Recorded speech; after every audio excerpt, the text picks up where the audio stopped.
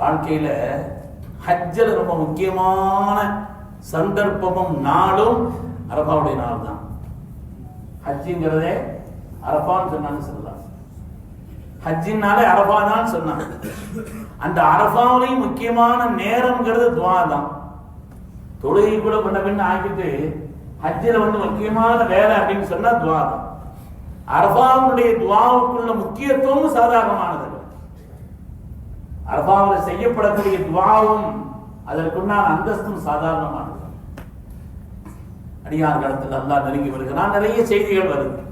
அந்த அரபாவிலும் கூட நபி ஸல்லல்லாஹு அலைஹி வஸல்லம் ஃபீ யௌமி அரஃபா லி உம்மத்தி ஸல்லல்லாஹு அலைஹி வஸல்லம் அவர்கள் அரபாவில் செய்த துஆக்களிலே அதிகமான துஆ இந்த உம்மத்திற்கு தான்.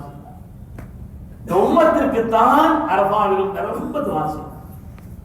அதுல ஒரு துஆ ரப்பிட்ட கேட்டாங்க, யா அல்லாஹ், உன்னுடைய அடியார்களில் யாராவது இந்த அரபாவுடைய மைதானத்திற்கு வந்து என் பாவங்கள் மன்னிக்கப்பட வேண்டும் என்று துஆ செய்தால் என்னுடைய பாவங்கள் எல்லாம் மன்னிச்சு அன்று பிறந்த பாலகர்களாய் பரிசுத்தமானவர்களாய் அவர்களுடைய பாவங்கள் மன்னிக்கப்பட்ட நிலையில் மாத்திரமல்ல, அவர்கள் யாருக்காவது துஆ செய்தால் அவங்களுடைய பாவம் மன்னிக்கப்படும். அந்த நடுவிற்கு ரப்பி அவர்களை பரிசுத்தப்படுத்துன்னு சொல்லி நமக்காக கண்மணி முஹம்மது ரசூலுல்லாஹி ஸல்லல்லாஹு அலைஹி வஸல்லம் அல்லாஹும்ம மக்ஃபிரில் ஹாஜ் வ லிமன் இஸ்தக்பர லஹுல் ஹாஜ்.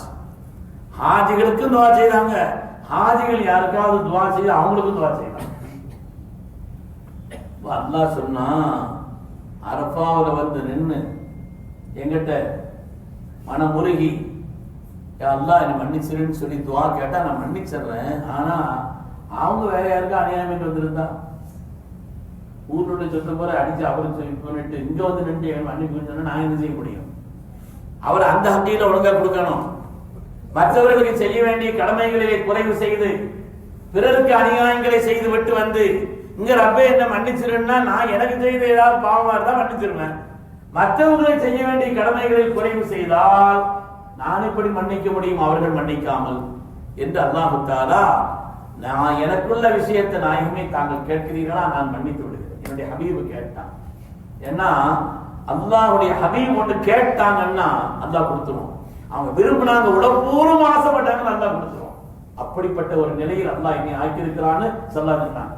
ஆயிஷா நாயகி கூட சொல்லக்கூடிய ஹதீஸ் புகாரில வருது, நீங்க என்ன கேட்டாலும் அல்லாஹ் கொடுத்துறானே அப்படின்னு சொன்னாங்க. நீங்க என்ன விரும்பினாலும் அல்லாஹ் கொடுத்துறானேன்னு சொன்னாங்க. அந்த ஸல்லல்லாஹு அலைஹி வஸல்லம் அரபாவில துஆ செய்றாங்க, யா அல்லாஹ், என்னுடைய உம்மத்துமார்களில் யாராவது இந்த அரபாவுடைய பெருவழியிலே நின்று என் பாவங்கள் எல்லாம் மன்னிக்கப்பட வேண்டும் என்று கேட்டார். அப்படின்னு அவளை மன்னிச்சார். அல்லாஹ் சொன்னா எனக்குள்ள ஹக்கில் ஏதாவது குறைவு செய்திருந்தா அவங்க உள்ள உதவி கேட்டா நான் மன்னிச்சிடறேன். ஆனா மற்றவர்களுக்கு செய்ய வேண்டிய கடமைகளில் குறைவு செய்திருந்தால் அவங்க மன்னிக்காம நான் எப்படி மன்னிக்கிறது?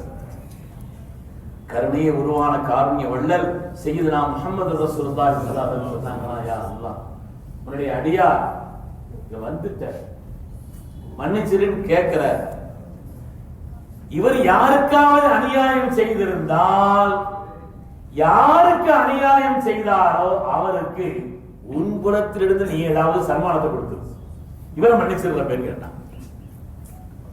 யாருக்கு இவர் அநியாயம் செய்திருந்தாரோ நீ மகா கருணையாளர் ரப்புல் ஆலமீன் உன் புறத்திலிருந்து அவருக்கு ஏதாவது பகரத்தினை கொடுத்துரு, அவருக்குள்ள சிறந்த சன்மானத்தினை கொடுத்துரு.